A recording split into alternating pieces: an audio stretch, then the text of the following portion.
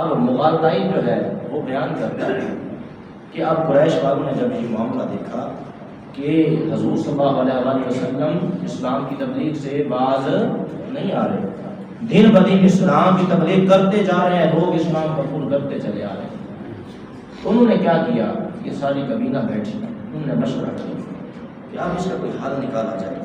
کہ یہ بندہ باز ہی نہیں آ رہا، اسلام کی تبلیغ کرے جا رہا ہے، یہ ہماری بات کو سمجھ نہیں رہا۔ تو جب یہ سارا کا سارا معاملہ ہوا تو وہ سارے مل کر حضور کے در پہ آئے۔ جب حضور کے در پہ آئے تو آ کر جو ہے وہ کہنے لگے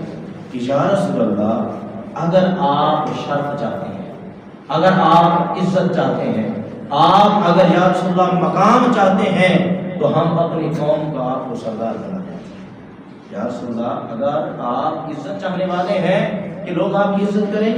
لوگ آپ کو سردار کہیں، لوگ آپ کے نیچے ہوں، آپ کو رتبہ چاہیے، تو یا رسول اللہ ہم کیا ہیں، آپ کو اپنی قوم کا جو ہے وہ سردار بنا دیں۔ یہ نہیں چاہیے یا رسول اللہ، نہیں چاہیے تو یا رسول اللہ اگر آپ بادشاہ بننا چاہتے ہیں، یا رسول اللہ آپ سلطنت کے بادشاہ بننا چاہتے ہیں، تو یا رسول اللہ ہم اپنی قوم کا بادشاہ، یا رسول اللہ ہم آپ کو بنا دیتے ہیں،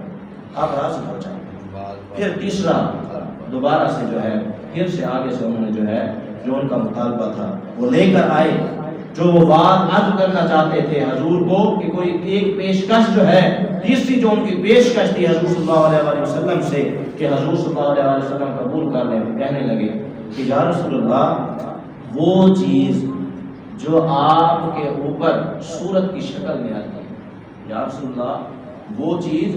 جو آپ کے اوپر صورت کی شکل میں آتی ہے، جس نے آپ کے اوپر غلبہ حاصل کر رکھا ہے، یعنی کہ وہ جن جو آپ کے اوپر آتا ہے، جس نے آپ کے اوپر جو ہے وہ قابو کر رکھا ہے، تو یا رسول اللہ ہم سارے کے سارے سردار، سارے مکہ والے جو ہیں آپ کا علاج کرنے کے لیے جو ہے وہ تیار ہے، اپنا سارا کا سارا مال اور سارا سامان جو ہے آپ کے علاج کے اوپر خرچ کرنے کے لیے تیار ہے۔ یا رسول اللہ مکہ کے اندر کوئی ایسا نہیں ہوگا کہ جو یہ کہے کہ مکہ والوں نے حضور کی جان بچانے کے لیے، حضور کو جو ہے اس جن سے نجات دلانے کے لیے اپنا مال خرچ نہیں کیا۔ یا رسول اللہ ہم سارا مال لگا دیں گے، ہم آپ کو دوبارہ سے صحت مند بنا دیں گے۔ یا رسول اللہ آپ جو مطالبہ کریں ہم آپ کے مطالبے کو جو ہے وہ قبول کرنے والے ہیں۔ تاجدار کلام پیارے محبوب علیہ السلام قربان جائیں، پیارے محبوب علیہ السلام نے ارشاد فرمایا، اے ارے نردان، اے لوگو تم کیا کہتے ہو کہ میں کوئی عزت کے لیے یہاں پہ یہ دعویٰ کر رہا ہوں، یا میں کوئی بادشاہ بننے کے لیے دعویٰ کر رہا ہوں، یا یہ جو تم سمجھ رہے ہو کہ میرے اوپر جو ہے ایک جن نے جو ہے وہ قابو کر رکھا ہے، تو اے لوگوں سنو، وہ کوئی جن نہیں ہے بلکہ میں رب ذوالجلال کی طرف سے تمام جہان والوں کے لیے نبی رحمت للعالمین بنا کر بھیجا ہوں۔ میں تمام جہان والوں کے لیے اللہ کا نبی بنا کر بھیجا گیا ہوں، اس کا رسول بنا کر بھیجا گیا ہوں، اور میرے اوپر ایک کتاب رب ذوالجلال نے نازل فرمائی ہے۔ تو اے نادانو سنو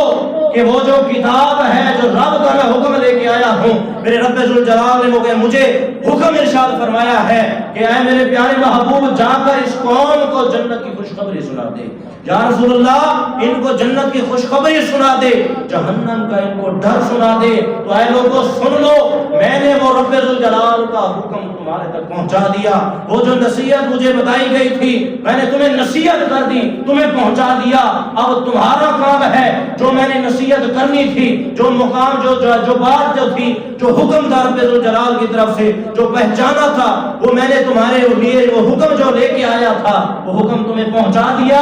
اب تمہارے اوپر ہے، اگر آج تم یہ جو حکم میں لے کے آیا ہوں، جو میں امر لے کے آیا ہوں، اگر اس کو قبول کر لیتے ہو، اس دنیا کے اندر بھی خوش نصیب ہو کہ آخرت کے اندر بھی خوش نصیب بن جاؤ گے۔ اگر تم اس دنیا کے اندر بھی اس کو قبول نہیں کرتے تو پھر سن لو جو میں حکم لے کے آیا ہوں۔ فرمایا کہ وہ جو حکم لے کے آیا اگر تم نہیں مانتے تو تم پھر دیکھو میں بھی صبر کرتا ہوں، تم بھی صبر کرو، کہ حتیٰ یہاں تک کہ رب ذوالجلال میرے درمیان اور تمہارے درمیان فیصلہ فرما دے کہ کون حق ہے۔ تم بھی دیکھو تمہارے رب سچا ہے، تم کہتے ہو تمہارے جو معبود ہیں جن کو تم لات منات عزا، یہ جو تمہارے بڑے بت ہیں جن کو تم خدا کہتے ہو، یہ جو بڑے خدا ہیں تم کہتے ہو یہ سچے ہیں،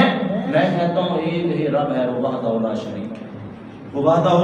لا شریک ہے، اسی رب کو مانو، میں اسی کا رسول بنا کر بھیجا گیا ہوں، تو تم بھی صبر کرو، میں بھی صبر کرتا ہوں کہ دیکھتے ہیں فیصلہ کس کے حق کے اندر آتا ہے۔ تو پیارے محبوب علیہ السلام نے کسی پیشکش کو قبول نہ فرمایا، اور جب تک حیات رہے دین اسلام کی تبلیغ کرتے رہے۔